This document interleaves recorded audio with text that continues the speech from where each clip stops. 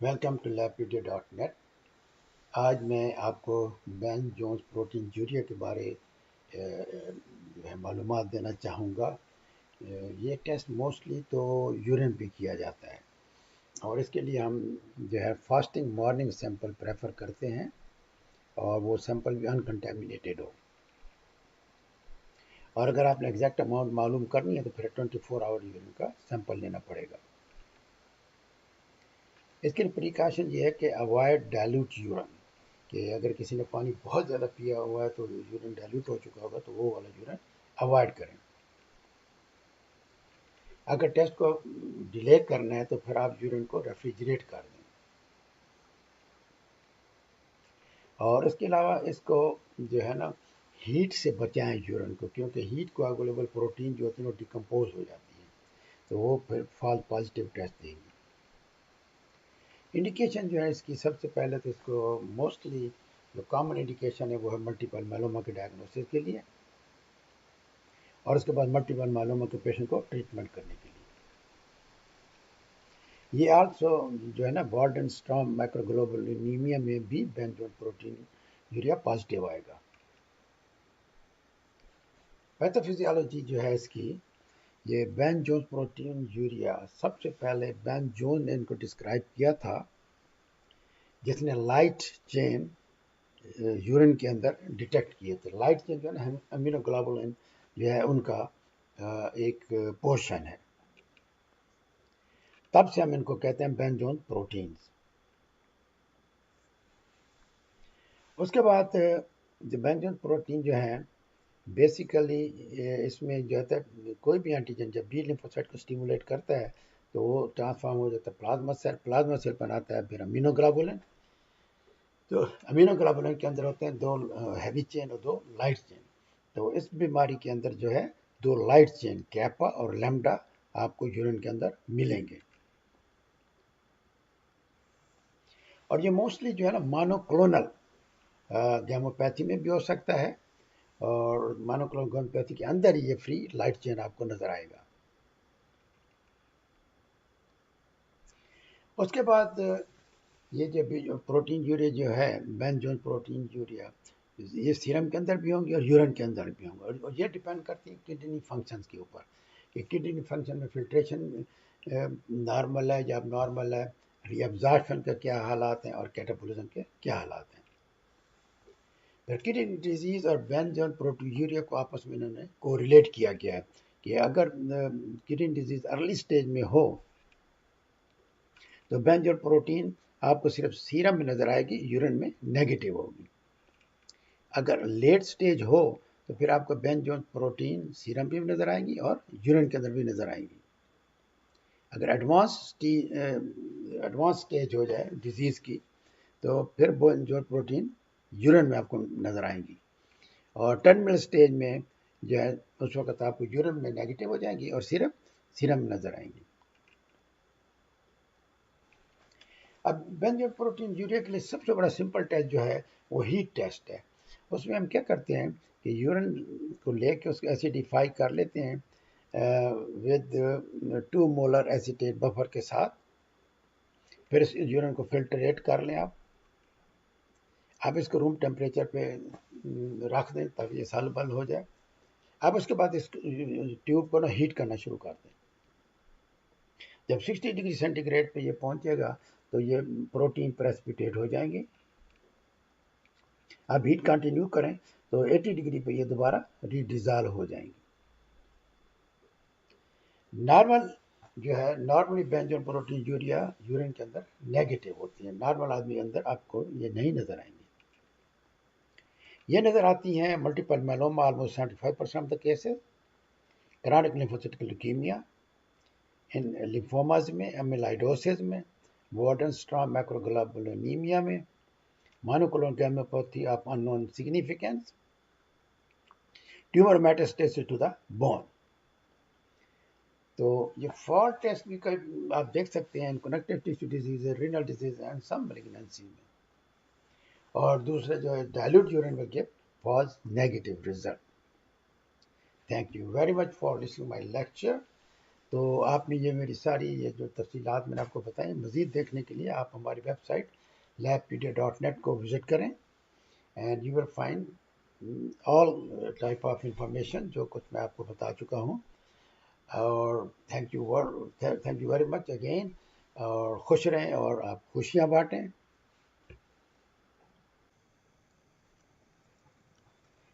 Welcome to labpedia.net। आज मैं आपको बिलीरुबिन के बारे में बताना चाहूँगा कि बिलीरुबिन मेटाबॉलिज्म आपकी बॉडी में किस तरह टेक प्लेस करता है। सबसे पहले तो हम दोबारा आ जाएंगे कि बिलीरुबिन की दो टाइप्स होती हैं, एक डायरेक्ट बिलीरुबिन होती है और एक इनडायरेक्ट बिलीरुबिन होती है। और बिलीरुबिन लेवल जब रेज हो जाएगा तो पेशेंट को जॉन्डिस हो जाता है। अब हम आ जाते हैं कि सैंपल इसके लिए आप पेशेंट का सीरम लेंगे और इसमें फास्टिंग सैंपल की कोई ज़रूरत नहीं है।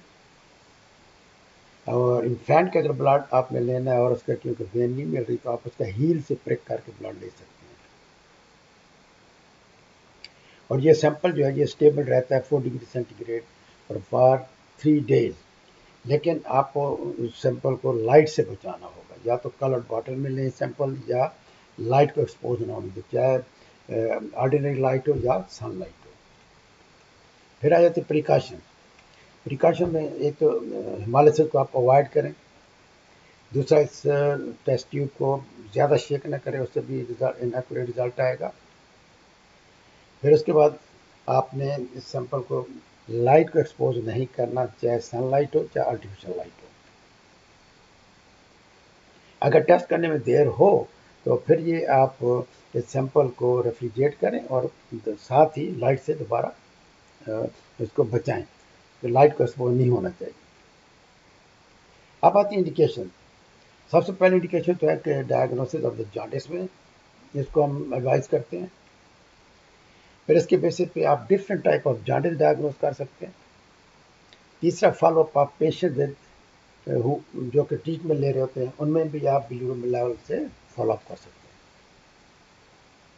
इसके साथ ही आप प्रोग्रेस ऑफ द डिजीज़ भी आप देख सकते हैं। तो लिवर फंक्शन टेस्ट को जब भी आपने एवेलुएट करना हो तो आप बिलीरुबिन डेफिनेटली एडवाइस करेंगे। अगर पेशेंट में आप सस्पेक्ट करें कि हीमोलिटिक जॉन्डिस है तो उनमें भी बिलीरुबिन एडवाइस करते हैं। और न्यूबॉर्न में जो हीमोलिटिक एनीमिया होता है में भी, जो कि फिजियोलॉजिकल भी हो सकता है पैथोलॉजिकल भी हो सकता है, उसके अंदर भी हम बिलीरुबिन लेवल एडवाइस करते हैं। अब पैथोफिजियोलॉजी इसकी थोड़ी सी कॉम्प्लिकेटेड है, मैं आपको डायग्राम के ज़रिए ज़रा एक्सप्लेन करना चाहूँगा। ब्रीफली ये बता दूं कि daily bilirubin 250 to 300 milligram per day ये बनती है।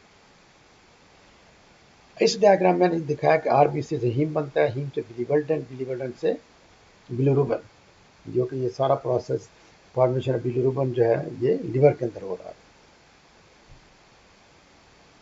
अब ये डायग्राम उससे ज़्यादा आपको चीज़ एक्सप्लेन करेगी। जब भी ओल्ड डाइंग आरबीसीज जिनकी 120 डेज लाइफ हो चुकी है तो वो डेफिनेटली मर जाएंगे, और उसके बाद they are taken up by the mononuclear phagocytic system. Mononuclear phagocytic system liver का भी हो सकता है, स्प्लीन भी हो सकता है, बोन मैरो भी। अब ये आरबीसी जब ये हिमोलाइज होते हैं तो ये बनाते हैं हीम। अब हीम के ऊपर माइक्रोसोमल हीम ऑक्सीजनेज एंजाइम जब एक्ट करता है तो उससे कार्बन मोनोऑक्साइड बनती है जो लंग के जरिए आउट हो जाएगी, और आयरन जो रिलीज होगी वो रीयूटिलाइज्ड हो जाएगी, और हीम जो बनाएगी बिलीवर्डेन 9 अल्फा। अब बिलीवर्डेन रिडक्टेज एंजाइम इसको कन्वर्ट कर देगा बिलीरुबिन 9 अल्फा में। अब ये बिलीरुबिन 9 अल्फा जो है एक एल्ब्यूमिन को बाउंड करके ये चली जाती है लिवर में। अब लिवर की सरफेस के ऊपर या उसके हेपेटोसाइट्स के ऊपर रिसेप्टर्स होते हैं एल्ब्यूमिन के लिए, तो एल्ब्यूमिन बाहर रह जाएगी, बिलीरुबिन लिवर के अंदर चली जाएगी। लिवर के अंदर बिलीरुबिन जाके वहाँ पे उसकी कंजुगेशन होगी, और फिर कंजुगेशन बिलीरुबिन जो है वो जाके गॉल ब्लैडर में स्टोर हो जाती है। अब टोटल बिलीरुबिन जो होती है वो डायरेक्ट प्लस इंटरेक्ट को मिला के आपकी टोटल बिलिरुबिन बनती है। और जब आपने इंटरेक्ट बिलिरुबिन को निकालना हो तो आप total bilirubin minus direct bilirubin करें तो इंटरेक्ट बिलिरुबिन निकल आएगा। अब इस डायग्राम में मैंने थोड़ा सा और तफसील में चला गया हूँ कि आरबीसी जो है ब्रेक डाउन होता है by reticular endothelial system. Haemoglobin जो रिलीज होती है उससे आयरन रिसाइकल हो जाता है, प्रोटीन जो है वो भी रिसाइकल होती है और हीमोग्लोबिन से बनता है प्रोटोपोरफायरिन। प्रोटोपोरफायरिन बनाती है बिलिरुबिन प्लस एल्ब्यूमिन, फिर एल्ब्यूमिन रिसेप्टर के साथ अटैच होकर तो बिलिरुबिन को अंदर हेपेटोसाइट के अंदर भेज देती है। अब हेपेटोसाइट के अंदर इसकी कंजुगेशन होगी और कंजुगेटेड बिलिरुबिन बन जाती है। अब ये कंजुगेटेड बिलिरुबिन चली जाती है बाइल डक्ट के जरिए गाल ब्लैडर के अंदर स्टोर हो जाएगी और अगर बाइल डक्ट के कहीं ऑब्स्ट्रक्शन हो तो फिर क्या होगा, उसकी वजह से ये जो कंजुगेटेड बिलिरुबिन है ये यूरिन के अंदर अपेयर होना शुरू हो जाएगी और ये कंडीशन नजर आती है हेपेटाइटिस, लिवर डिजीज, सिरोसिस, बिली ऑब्स्ट्रक्शन, गाल स्टोन या कैंसर से। अब ये कंजुगेटेड बिलिरुबिन जब इंटेस्टाइन के अंदर जाती है तो वहाँ पे बैक्टीरिया ऑक्सीडाइज करके इसको बना देते हैं यूरोबाइलिनोजन। अब यूरोबाइलिनोजन एंटेरोहेपेटिक सर्कुलेशन से लिवर के अंदर भी जाती है और इसकी थोड़ी सी मिकदार जो है स्मॉल अमाउंट वो किडनी के जरिए यूरिन में एक्सक्रीट होती है एज यूरोबाइलिनोजन। और इधर स्टूल के अंदर जो है यूरोबाइलिनोजन जो है वो भी एक्सक्रीट होगी एज यूरोबाइलिन इन द स्टूल। अब इस डायग्राम के अंदर जो चीज़ें वहाँ कमी रहेगी तो यहाँ मैंने पूरी कर दी है कि ये मोनोलिक्यूलर फेगोसिटिक सिस्टम के अंदर आपके ब्रेकडाउन और red blood cell cytochrome 450 25% source हैं, रेड ब्लड सेल 75% सोर्स हैं और प्रीमेच्योर आरबीसी स्मॉल अमाउंट। तो ये सारा प्रोसेस इनका ब्रेकडाउन का हो रहा है मोनोलिक्यूलर फेगोसिटिक सिस्टम में। तो मोनोलिक्यूलर फेगोसिटिक सिस्टम से अनकंजुगेटेड बिलिरुबिन जो है वो चली जाएगी लिवर के अंदर हेपेटोसाइट में, वहाँ पे ग्लूकुरोनाइल ट्रांसफरेज एंजाइम ग्लूकुरानिक एसिड से मिल के बनाता है मोनोग्लूकुरोनाइड एंड डाईग्लूकुरोनाइड। जो डाईग्लूकुरोनाइड है दैट्स कॉल्ड कंजुगेटेड बिलिरुबिन, ये वाटर सॉल्युबल है और अनकंजुगेटेड बिलिरुबिन जो है वो फैट सॉल्युबल होती है दैट्स, और अनकंजुगेटेड वाटर सॉल्युबल नहीं है। अब ये कंजुगेटेड बिलिरुबिन वाटर सॉल्युबल है, ये फिर यहाँ से एंटेरोहेपेटिक सर्कुलेशन में भी जाएगी और प्लस ये जाएगी इंटेस्टाइन के अंदर। पहले तो ये गाल ब्लैडर अंदर का स्टोर होती है ना, और फिर बाइल के जरिए इंटेस्टाइन में जाती है और इंटेस्टाइन में बैक्टीरियल एक्शन से ये यूरोबाइलिनोजन में चेंज होगी। यूरोबाइलिनोजन थोड़ी सी अमाउंट इसकी यूरिन के जरिए निकलेगी जो कि 4 मिलीग्राम पर डे है और बाकी जो यूरोबाइलिनोजन है वो चेंज होगी स्टार्कोबाइलिनोजन और जब ऑक्सीडाइज होगी बाहर आके तो स्टार्कोबाइलिन बन के चली जाती है शीशित के अंदर। ये मज़ीद डिटेल के लिए आप हमारे इस लेक्चर पे जाएं labpedia.net पे, तो आपको सारी तफसीलात मिल जाएंगी। अब मैं आ जाता हूँ कि नॉर्मल वैल्यूज़ क्या हैं। टोटल बिलिरुबिन जो है 0.3 to 1.0 मिलीग्राम पर डेसीलीटर, जबकि डायरेक्ट बिलिरुबिन है 0.1 to 0.3 मिलीग्राम और इनडायरेक्ट बिलिरुबिन जो है वो है 0.2 to 0.7 मिलीग्राम पर डेसीलीटर। ये एक दूसरा सोर्स है जो नॉर्मल वैल्यूज थी वो मैंने इस टेबल में दिखा दी आपको। अब आ जाते हैं physiological jaundice of the newborn. अब बच्चों में ये फिजियोलॉजिकल जॉन्डिस भी हो सकता है और पैथोलॉजिकल जॉन्डिस भी हो सकता है। जो फिजियोलॉजिकल जॉन्डिस है वो बच्चों में 3 से 4 दिन के बाद अपीयर होगा। जो पैथोलॉजिकल जॉन्डिस है वो इमीडिएटली विद इन 24 आवर में अपीयर हो जाएगा। अच्छा, अब हमने ये जो नियोनेट्स हैं या फुल टर्म बेबी हैं उनको हमने कैसे ट्रीट करना है। अगर 24 आवर के अंदर बच्चे में bilirubin level more than 10 milligram हो तो उसको ट्रीटमेंट की ज़रूरत है, फोटोथेरेपी या ब्लड एक्सचेंज ट्रांसफ्यूजन। अगर 24 टू 48 आवर्स के अंदर ये bilirubin level more than 50 milligram हो तो उस बच्चे को भी ट्रीटमेंट की ज़रूरत है। अगर 49 टू 72 आवर्स में अपेयर हो मोर देन 18 मिलीग्राम तो अगेन आपको उसको ब्लड एक्सचेंज ट्रांसफ्यूजन या फोटोथेरेपी की ज़रूरत पड़ेगी। older than 72 hours of infants need treatment when bilirubin, जबकि bilirubin लेवल जो है वो 20 मिलीग्राम से ज़्यादा हो जाए। तो इस तरह आप डिसाइड कर सकते हैं कि इन्फेंट की 24 घंटे का, 25 से 48 घंटे, 49 to 72 आवर्स और older than 72 hours and bilirubin level. फिर ये सारे काजेज दिए हैं कि रेज बिलिरुबिन लेवल किन किन कंडीशन में नजर आएगा। फिर decrease bilirubin level is seen, वो तो उसकी मेन काज तो मेडिसिन है कि सम ऑफ द मेडिसिन जो है ना वो डिक्रीज करती हैं इसके लेवल को। फिर काजेज ऑफ डायरेक्ट हाइपरबिलिरुबिनीमिया और काजेज ऑफ इनडायरेक्ट हाइपरबिलिरुबिनीमिया। फिर उसके बाद आ जाएं टाइप ऑफ जॉन्डिस। जॉन्डिस उस वक्त अपीयर होगा जब बिलिरुबिन का लेवल 2 मिलीग्राम से ऊपर हो जाए। तो इस डायग्राम में मैंने दिखाने की कोशिश की कि जॉन्डिस या तो प्री हिपैटिक होगा, हिपैटिक और post hepatic. Pre hepatic jaundice के काजेज है ओवर प्रोडक्शन ऑफ बिलिरुबिन और impaired intake by the liver के अंदर वो जा ही नहीं सकती। हेपेटिक के अंदर जो है उसके अंदर कंजुगेशन जो है ना वो कम हो जाती है और पोस्ट हेपेटिक में जो है ऑब्स्ट्रक्शन होगी, या तो इंट्राहेपेटिक या एक्स्ट्राहेपेटिक ऑब्स्ट्रक्शन की वजह से होगा। अब इस टेबल में मैंने दिखा दिया दोबारा से अनकंजुगेटेड हाइपरबिलिरुबिनीमिया और कंजुगेटेड। तो मैंने आपको ओवरऑल मुख्तसरन व्यू दिया है अबाउट बिलिरुबिन मेटाबॉलिज्म। तो आप अगर आप मज़ीद डिटेल देखना चाहते हैं तो हमारी वेबसाइट labpd.net पे जाके देखें, तो आपको जो कुछ मैंने ब्रीफली बताया ये आपको डिटेल में मिल जाएगा। Thank you very much for listening my lecture. खुश रहें और खुशियाँ बांटें।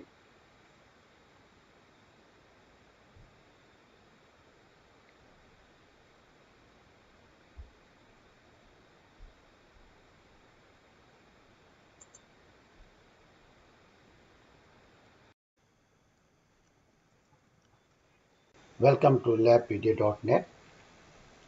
आज मैं आपको बिलिरुबिन के बारे में बताना चाहूँगा कि बिलिरुबिन मेटाबॉलिज्म आपकी बॉडी में किस तरह टेक प्लेस करता है। सबसे पहले तो हम दोबारा आ जाएंगे कि बिलिरुबिन की दो टाइप्स होती है, एक डायरेक्ट बिलिरुबिन होती है और एक इनडायरेक्ट बिलिरुबिन होती है। और बिलिरुबिन लेवल जब रेज हो जाएगा तो पेशेंट को जॉन्डिस हो जाता है। अब हम आ जाते हैं कि सैंपल इसके लिए आप पेशेंट का सीरम लेंगे और इसमें फास्टिंग सैंपल की कोई ज़रूरत नहीं है।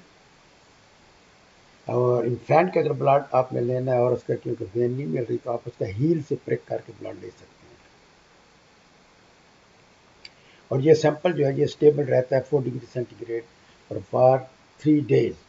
लेकिन आपको उस सैंपल को लाइट से बचाना होगा, या तो कलर्ड बॉटल में लें सैंपल या लाइट को एक्सपोज ना होने दें, चाहे ऑर्डिनरी लाइट हो या सनलाइट हो। फिर आ जाते प्रिकॉशन में एक तो हिमालय को आप अवॉइड करें, दूसरा इस टेस्ट ट्यूब को ज़्यादा शेक ना करें, उससे भी इनएक्यूरेट रिजल्ट आएगा। फिर उसके बाद आपने इस सैंपल को लाइट को एक्सपोज नहीं करना, चाहे सनलाइट हो चाहे आर्टिफिशियल लाइट हो।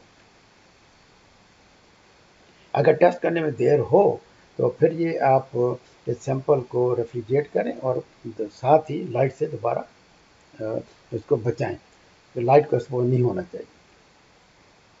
अब आती है इंडिकेशन। सबसे पहले इंडिकेशन तो है कि डायग्नोसिस ऑफ द जॉन्डिस में इसको हम एडवाइस करते हैं। फिर इसके बेसिस पे आप different type of jaundice diagnose कर सकते हैं। तीसरा फॉलोअप आप पेशेंट जो कि ट्रीटमेंट ले रहे होते हैं उनमें भी आप बिलिरुबिन लेवल से फॉलोअप कर सकते हैं। इसके साथ ही आप प्रोग्रेस ऑफ द डिजीज भी आप देख सकते हैं। तो लिवर फंक्शन टेस्ट को जब भी आपने एवेलुएट करना हो तो आप बिलिरुबिन डेफिनेटली एडवाइस करेंगे। अगर पेशेंट में आप सस्पेक्ट करें कि हीमोलिटिक जॉन्डिस है तो उनमें भी बिलिरुबिन एडवाइस करते हैं। और न्यूबॉर्न में जो हीमोलिटिक एनीमिया होता है में भी, जो कि फिजियोलॉजिकल भी हो सकता है, पैथोलॉजिकल भी हो सकता है, उसके अंदर भी हम बिलिरुबिन लेवल एडवाइस करते हैं। अब पैथोफिजियोलॉजी इसकी थोड़ी सी कॉम्प्लिकेटेड है, मैं आपको डायग्राम के ज़रिए ज़रा एक्सप्लेन करना चाहूँगा। ब्रीफली ये बता दूं कि डेली बिलीरुबिन जो 250 to 300 मिलीग्राम पर डे ये बनती है। इस डायग्राम में मैंने दिखाया कि आरबीसी से हीम बनता है, हीम से बिलीवर्ल्डन, बिलीवर्ल्डन से बिलीरुबिन, जो कि ये सारा प्रोसेस फॉर्मेशन ऑफ बिलीरुबिन जो है ये लिवर के अंदर हो रहा है। अब ये डायग्राम उससे ज़्यादा आपको चीज़ एक्सप्लेन करेगी। जब भी ओल्ड डाइंग आरबीसीज जिनकी 120 डेज लाइफ हो चुकी है, तो वो डेफिनेटली मर जाएंगे, और उसके बाद they are taken up by the mononuclear phagocytic system. Mononuclear phagocytic system liver का भी हो सकता है, स्प्लीन भी हो सकता है, बोन मैरो भी। अब ये आरबीसी जब ये हिमोलाइज होते हैं तो ये बनाते हैं हीम। अब हीम के ऊपर माइक्रोसोमल हीम ऑक्सीजनेज एंजाइम जब एक्ट करता है तो उससे कार्बन मोनोऑक्साइड बनती है, जो लंग के जरिए आउट हो जाएगी, और आयरन जो रिलीज होगी वो रीयूटिलाइज हो जाएगी, और हीम जो है बनाएगी बिलीवर्ल्डन 9 अल्फा। अब बिलीवर्ल्डन रिडक्टेज एंजाइम इसको कन्वर्ट कर देगा बिलीरुबिन 9 अल्फा में। अब ये बिलीरुबिन 9 अल्फा जो है एक एल्ब्यूमिन को बाउंड करके ये चली जाती है लीवर में। अब लीवर की सरफेस के ऊपर या उसके हेपेटोसाइट्स के ऊपर रिसेप्टर्स होते हैं एल्ब्यूमिन के लिए, तो एल्ब्यूमिन बाहर रह जाएगी, बिलीरुबिन लीवर के अंदर चली जाएगी। लीवर के अंदर बिलीरुबिन जाके वहाँ पे उसकी कंजुगेशन होगी, और फिर कंजुगेशन बिलीरुबिन जो है वो जाके गाल ब्लैडर में स्टोर हो जाती है। अब टोटल बिलीरुबिन जो होती है वो डायरेक्ट प्लस इनडायरेक्ट को मिला के आपकी टोटल बिलीरुबिन बनती है। और जब आपने इनडायरेक्ट बिलीरुबिन को निकालना हो तो आप total bilirubin minus direct bilirubin करें तो इनडायरेक्ट बिलीरुबिन निकल आएगी। अब इस डायग्राम में मैंने थोड़ा सा और तफसील में चला गया हूँ कि आरबीसी जो है ब्रेक डाउन होता है by reticular endothelial system. Haemoglobin जो रिलीज होती है उससे आयरन रिसाइकल हो जाता है, प्रोटीन जो है वो भी रिसाइकल होती है, और हीमोग्लोबिन से बनता है प्रोटोपोरफायरिन। प्रोटोपोरफायरिन बनाती है बिलीरुबिन प्लस एल्ब्यूमिन, फिर एल्ब्यूमिन रिसेप्टर के साथ अटैच होकर तो बिलीरुबिन को अंदर हेपेटोसाइट के अंदर भेज देती है। अब हेपेटोसाइट के अंदर इसकी कंजुगेशन होगी और कंजुगेटेड बिलीरुबिन बन जाती है। अब ये कंजुगेटेड बिलीरुबिन चली जाती है बाइल डक्ट के जरिए गाल ब्लैडर के अंदर स्टोर हो जाएगी, और अगर बाइल डक्ट के कहीं ऑब्स्ट्रक्शन हो तो फिर क्या होगा, उसकी वजह से ये जो कंजुगेटेड बिलीरुबिन है ये यूरिन के अंदर अपेयर होना शुरू हो जाएगी, और ये कंडीशन नजर आती है हेपेटाइटिस, लिवर डिजीज, सिरोसिस, बिली ऑब्स्ट्रक्शन, गाल स्टोन या कैंसर से। अब ये कंजुगेटेड बिलीरुबिन जब इंटेस्टाइन के अंदर जाती है तो वहाँ पे बैक्टीरिया ऑक्सीडाइज करके इसको बना देते हैं यूरोबाइलिनोजन। अब यूरोबाइलिनोजन एंटेरोहेपेटिक सर्कुलेशन से लिवर के अंदर भी जाती है, और उसकी थोड़ी सी मिकदार जो है स्मॉल अमाउंट वो किडनी के जरिए यूरिन में एक्सक्रीट होती है एज यूरोबाइलिनोजन, और इधर स्टूल के अंदर जो है यूरोबाइलिनोजन जो है वो भी एक्सक्रीट होगी एज यूरोबाइलिन इन द स्टूल। अब इस डायग्राम के अंदर जो चीज़ें वहाँ कमी रहेगी तो यहाँ मैंने पूरी कर दी है कि ये मोनोलिक्यूलर फेगोसिटिक सिस्टम के अंदर आपके ब्रेकडाउन और red blood cell cytochrome 450 25% source हैं, रेड ब्लड सेल 75% सोर्स हैं, और प्रीमेच्योर आरबीसी स्मॉल अमाउंट। तो ये सारा प्रोसेस इनका ब्रेकडाउन का हो रहा है मोनोलिक्यूलर फेगोसिटिक सिस्टम में। तो मोनोलिक्यूलर फेगोसिटिक सिस्टम से अनकंजुगेटेड बिलीरुबिन जो है वो चली जाएगी लिवर के अंदर हेपेटोसाइट में, वहाँ पे ग्लूकुरोनाइड ट्रांसफरेज एंजाइम ग्लूकुरानिक एसिड से मिल के बनाता है मोनोग्लूकुरोनाइड एंड डाइग्लूकुरोनाइड। जो डाइग्लूकुरोनाइड है दैट्स कॉल्ड कंजुगेटेड बिलीरुबिन, ये वाटर सॉल्युबल है, और अनकंजुगेटेड बिलीरुबिन जो है वो फैट सॉल्युबल होती है, दैट्स, और अनकंजुगेटेड वाटर सॉल्युबल नहीं है। अब ये कंजुगेटेड बिलीरुबिन वाटर सॉल्युबल है, ये फिर यहाँ से एंटेरोहेपेटिक सर्कुलेशन में भी जाएगी, और प्लस ये जाएगी इंटेस्टाइन के अंदर। पहले तो ये गाल ब्लैडर अंदर का स्टोर होती है ना, और फिर बाइल के जरिए इंटेस्टाइन में जाती है, और इंटेस्टाइन में बैक्टीरियल एक्शन से ये यूरोबालिनोजन में चेंज होगी। यूरोबालिनोजन थोड़ी सी अमाउंट उसकी यूरिन के ज़रिए निकलेगी जो कि 4 मिलीग्राम पर डे है, और बाकी जो यूरोबालिनोजन है वो चेंज होगी स्टार्कोबालिनोजन, और जब ऑक्सीडाइज होगी बाहर आके तो स्टार्कोबालिन बन के चली जाती है शीशित के अंदर। ये मज़ीद डिटेल के लिए आप हमारे इस लेक्चर पे जाएं labpedia.net पे, तो आपको सारी तफसीलात मिल जाएंगी। अब मैं आ जाता हूँ कि नॉर्मल वैल्यूज़ क्या हैं। टोटल बिलिरुबिन जो है 0.3 to 1.0 मिलीग्राम पर डेसीलीटर, जबकि डायरेक्ट बिलिरुबिन है 0.1 to 0.3 मिलीग्राम, और इनडायरेक्ट बिलिरुबिन जो है वो है 0.2 to 0.7 मिलीग्राम पर डेसीलीटर। ये एक दूसरा सोर्स है जो नॉर्मल वैल्यूज थी वो मैंने इस टेबल में दिखा दी आपको। अब आ जाते हैं physiological jaundice of the newborn.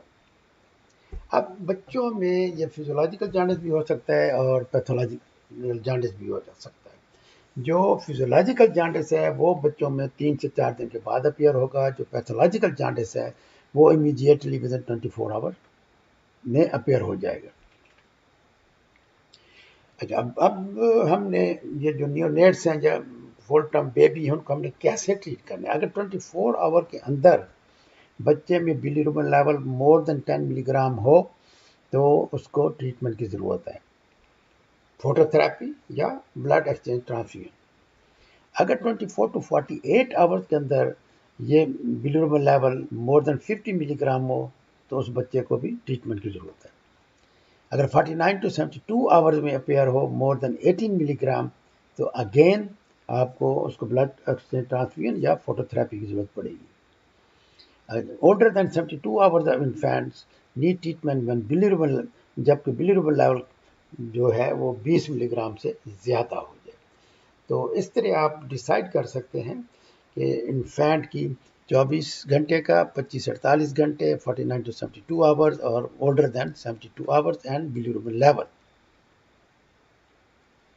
फिर ये सारे काजेज दिए हैं कि रेज बिलिरुबिन लेवल किन किन कंडीशन में नजर आएगा। Decrease bilirubin level is seen, वो तो उसकी मेन काज तो मेडिसिन हैं कि सम ऑफ द मेडिसिन जो है ना वो डिक्रीज करती हैं इसके लेवल को। फिर काजेज ऑफ डायरेक्ट हाइपरबिलिरुबिनीमिया और काजेज ऑफ इनडायरेक्ट हाइपरबिलिरुबिनीमिया। फिर उसके बाद आ जाएं टाइप ऑफ जॉन्डिस। जॉन्डिस उस वक्त अपीयर होगा जब बिलिरुबिन का लेवल 2 मिलीग्राम से ऊपर हो जाए। तो इस डायग्राम में मैंने दिखाने की कोशिश की कि जॉन्डिस या तो प्री हिपैटिक होगा, हिपैटिक और post hepatic. Pre hepatic jaundice के causes over production of bilirubin और impaired intake by the liver के अंदर वो जा ही नहीं सकती। हेपेटिक के अंदर जो है उसके अंदर कंजुगेशन जो है ना वो कम हो जाती है, और पोस्ट हेपेटिक में जो है ऑब्स्ट्रक्शन होगी, या तो इंट्राहेपेटिक या एक्स्ट्रा हेपेटिक ऑब्स्ट्रक्शन की वजह से होगा।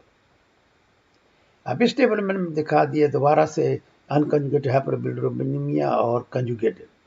तो मैंने आपको ओवरऑल मुख्तसरन व्यू दिया है about bilirubin metabolism.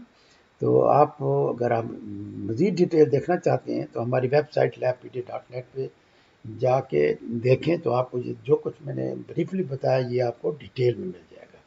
Thank you very much for listening my lecture. खुश रहें और खुशियाँ बांटें।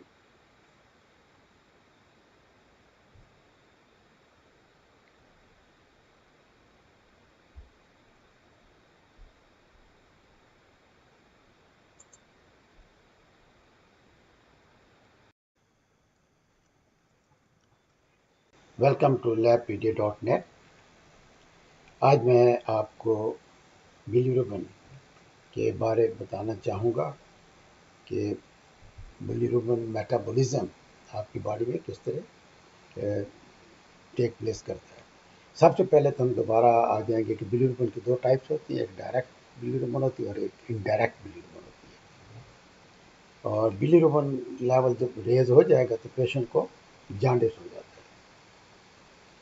अब हम आ जाते हैं कि सैंपल इसके लिए आप पेशेंट का सीरम लेंगे और इसमें फास्टिंग सैंपल की कोई ज़रूरत नहीं है। और इन्फेंट का अगर ब्लड आपने लेना है और उसका क्योंकि वेन नहीं मिल रही तो आप उसका हील से प्रिक करके ब्लड ले सकते हैं। और ये सैंपल जो है ये स्टेबल रहता है 4 degree centigrade for 3 days.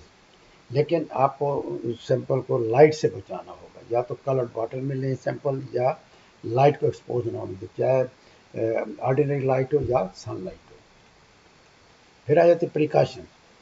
Precaution में एक तो हिमालय को आप अवॉइड करें, दूसरा इस टेस्ट ट्यूब को ज़्यादा शेक ना करें, उससे भी इनएक्यूरेट रिजल्ट आएगा।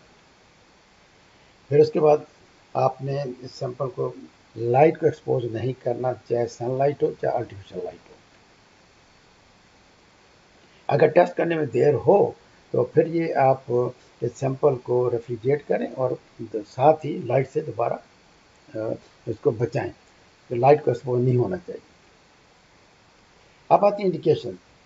सबसे पहले इंडिकेशन तो है कि डायग्नोसिस ऑफ द जॉन्डिस में इसको हम एडवाइस करते हैं। फिर इसके बेसिस पे आप different type of jaundice diagnose कर सकते हैं।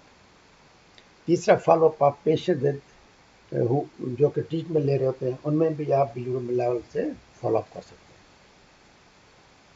इसके साथ ही आप प्रोग्रेस ऑफ द डिजीज भी आप देख सकते हैं। तो लिवर फंक्शन टेस्ट को जब भी आपने एवेलुएट करना हो तो आप बिलीरुबिन डेफिनेटली एडवाइस करेंगे। अगर पेशेंट में आप सस्पेक्ट करें कि हीमोलिटिक जॉन्डिस है तो उनमें भी बिलीरुबिन एडवाइस करते हैं। और न्यूबॉर्न में जो हीमोलिटिक एनीमिया होता है में भी, जो कि फिजियोलॉजिकल भी हो सकता है, पैथोलॉजिकल भी हो सकता है, उसके अंदर भी हम बिलीरुबिन लेवल एडवाइस करते हैं। अब पैथोफिजियोलॉजी इसकी थोड़ी सी कॉम्प्लिकेटेड है, मैं आपको डायग्राम के ज़रिए ज़रा एक्सप्लेन करना चाहूँगा। ब्रीफली ये बता दूं कि डेली बिलीरुबिन जो 250 to 300 मिलीग्राम पर डे ये बनती है। इस डायग्राम में मैंने दिखाया कि आरबीसी से हीम बनता है, हीम से बिलीवर्डन, बिलीवर्डन से बिलीरुबिन, जो कि ये सारा प्रोसेस फॉर्मेशन ऑफ बिलीरुबिन जो है ये लिवर के अंदर हो रहा है। अब ये डायग्राम उससे ज़्यादा आपको चीज़ एक्सप्लेन करेगी। जब भी ओल्ड डाइंग आरबीसी जिनकी 120 डेज लाइफ हो चुकी है तो वो डेफिनेटली मर जाएंगे, और उसके बाद they are taken up by the mononuclear phagocytic system.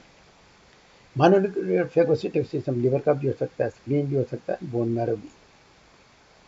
अब ये आरबीसी जब ये हिमोलाइज होते हैं तो ये बनाते हैं हीम।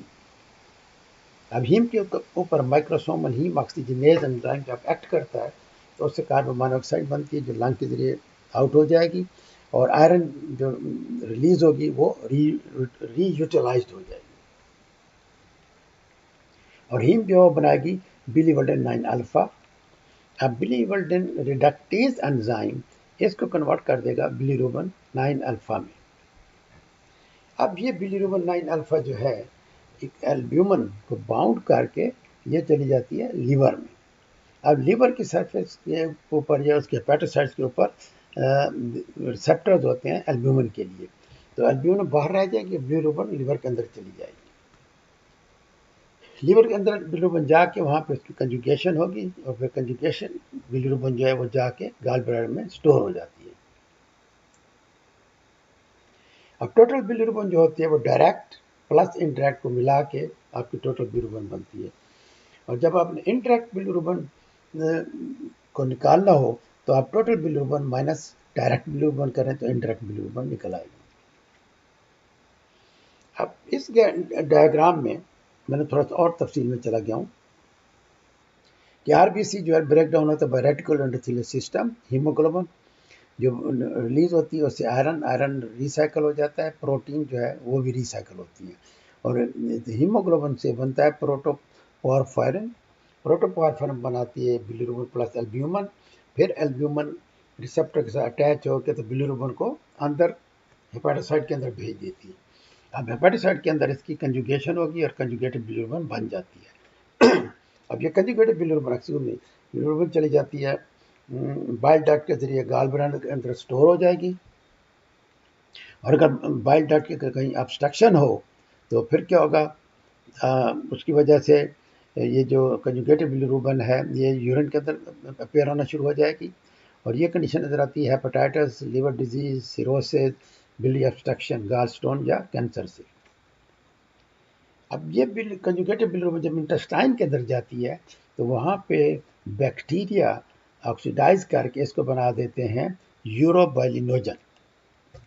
अब यूरोबाइलिनोजन एंटेरोहेपेटिक सर्कुलेशन से लिवर के अंदर भी जाती है और उसकी थोड़ी सी मिकदार जो है स्मॉल अमाउंट वो किडनी के जरिए यूरिन में एक्सक्रीट होती है एज यूरोबाइलिनोजन। और इधर स्टूल के अंदर जो है यूरोबाइलिनोजन जो है वो भी एक्सक्रीट होगी एज यूरोबाइलिन इन द स्टूल। अब इस डायग्राम के अंदर जो चीज़ें वहाँ कमी रहेगी तो यहाँ मैंने पूरी कर दी है कि ये मोनोलिकुलर फेगोसिटिक सिस्टम के अंदर आपके ब्रेकडाउन और red blood cell cytochrome 450 25% source हैं, रेड ब्लड सेल 75% सोर्स हैं और प्रीमेच्योर आरबीसी स्मॉल अमाउंट। तो ये सारा प्रोसेस इनका ब्रेकडाउन का हो रहा है मोनोलिकुलर फेगोसिटिक सिस्टम में। तो मोनोलिकुलर फेगोसिटिक सिस्टम से अनकंजुगेटेड बिलिरुबिन जो है वो चली जाएगी लिवर के अंदर हेपेटोसाइट में, वहाँ पे ग्लूकुरोनाइल ट्रांसफरेज एंजाइम ग्लूकुरानिक एसिड से मिल के बनाता है मोनोग्लूकुरोनाइड एंड डाइग्लूकुरोनाइड। जो डाइग्लूकुरोनाइड है दैट्स कॉल्ड कंजुगेटेड बिलिरुबिन, ये वाटर सॉल्युबल है और अनकंजुगेटेड बिलिरुबिन जो है वो फैट सॉल्युबल होती है दैट्स, और अनकंजुगेटेड वाटर सॉल्युबल नहीं है। अब ये कंजुगेटेड बिलिरुबिन वाटर सॉल्युबल है, ये फिर यहाँ से एंटेरोहेपेटिक सर्कुलेशन में भी जाएगी और प्लस ये जाएगी इंटेस्टाइन के अंदर। पहले तो ये गाल ब्लैडर अंदर का स्टोर होती है ना, और फिर बाइल के जरिए इंटेस्टाइन में जाती है और इंटेस्टाइन में बैक्टीरियल एक्शन से ये यूरोबाइलिनोजन में चेंज होगी। यूरोबाइलिनोजन थोड़ी सी अमाउंट उसकी यूरिन के जरिए निकलेगी जो कि 4 मिलीग्राम पर डे है और बाकी जो यूरोबाइलिनोजन है वो चेंज होगी स्टार्कोबाइलिनोजन और जब ऑक्सीडाइज होगी बाहर आके तो स्टार्कोबाइलिन बन के चली जाती है शीशित के अंदर।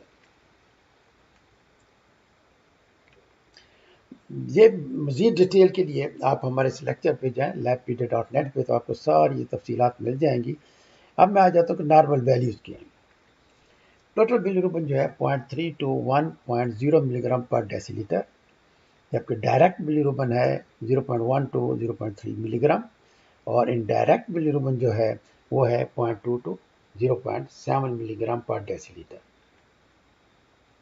ये एक दूसरा सोर्स है जो नॉर्मल वैल्यूज थी वो मैंने इस टेबल में दिखा दी आपको। अब आ जाते हैं physiological jaundice of the newborn. अब बच्चों में ये फिजियोलॉजिकल जॉन्डिस भी हो सकता है और पैथोलॉजिकल जॉन्डिस भी हो सकता है। जो फिजियोलॉजिकल जॉन्डिस है वो बच्चों में 3 से 4 दिन के बाद अपीयर होगा। जो पैथोलॉजिकल जॉन्डिस है वो इमीडिएटली विद इन 24 आवर में अपीयर हो जाएगा। अच्छा, अब हमने ये जो नियोनेट्स हैं या फुल टर्म बेबी हैं उनको हमने कैसे ट्रीट करना है। अगर 24 आवर के अंदर बच्चे में bilirubin level more than 10 milligram हो तो उसको ट्रीटमेंट की ज़रूरत है, फोटोथेरेपी या ब्लड एक्सचेंज ट्रांसफ्यूजन। अगर 24 टू 48 आवर्स के अंदर ये bilirubin level more than 50 milligram हो तो उस बच्चे को भी ट्रीटमेंट की ज़रूरत है। अगर 49 टू 72 आवर्स में अपेयर हो मोर देन 18 मिलीग्राम तो अगेन आपको उसको ब्लड एक्सचेंज ट्रांसफ्यूजन या फोटोथेरेपी की ज़रूरत पड़ेगी। Older than 72 hours of infants need treatment when bilirubin, जबकि बिलिरुबिन लेवल जो है वो 20 मिलीग्राम से ज़्यादा हो जाए। तो इस तरह आप डिसाइड कर सकते हैं कि इन्फेंट की 24 घंटे का, 25 से 48 घंटे, 49 टू 72 आवर्स और older than 72 hours and bilirubin level. फिर ये सारे काजेज दिए हैं कि रेज बिलिरुबिन लेवल किन किन कंडीशन में नज़र आएगा। Decrease bilirubin level is seen, वो तो उसकी मेन काज तो मेडिसिन है कि सम ऑफ द मेडिसिन जो है ना वो डिक्रीज करती हैं इसके लेवल को। फिर काजेज ऑफ डायरेक्ट हाइपरबिलिरुबिनीमिया और काजेज ऑफ इनडायरेक्ट हाइपरबिलिरुबिनीमिया। फिर उसके बाद आ जाएं टाइप ऑफ जॉन्डिस। जॉन्डिस उस वक्त अपीयर होगा जब बिलिरुबिन का लेवल 2 मिलीग्राम से ऊपर हो जाए। तो इस डायग्राम में मैंने दिखाने की कोशिश की कि जॉन्डिस या तो प्री हिपैटिक होगा, हिपैटिक और post hepatic. Pre hepatic jaundice के काजेज है ओवर प्रोडक्शन ऑफ बिलिरुबिन और impaired intake by the liver, liver के अंदर वो जा ही नहीं सकती। हेपेटिक के अंदर जो है उसके अंदर कंजुगेशन जो है ना वो कम हो जाती है, और पोस्ट हेपेटिक में जो है ऑब्स्ट्रक्शन होगी, या तो इंट्राहेपेटिक या एक्स्ट्राहेपेटिक ऑब्स्ट्रक्शन की वजह से होगा। अब इस टेबल में मैंने दिखा दिया दोबारा से अनकंजुगेटेड हाइपरबिलिरुबिनेमिया और कंजुगेटेड। तो मैंने आपको ओवरऑल मुख्तसरन व्यू दिया है अबाउट बिलिरुबिन मेटाबॉलिज्म। तो आप अगर आप मज़ीद डिटेल देखना चाहते हैं तो हमारी वेबसाइट labpd.net पे जाके देखें, तो आपको ये जो कुछ मैंने ब्रीफली बताया ये आपको डिटेल में मिल जाएगा। Thank you very much for listening my lecture. खुश रहें और खुशियाँ बांटें।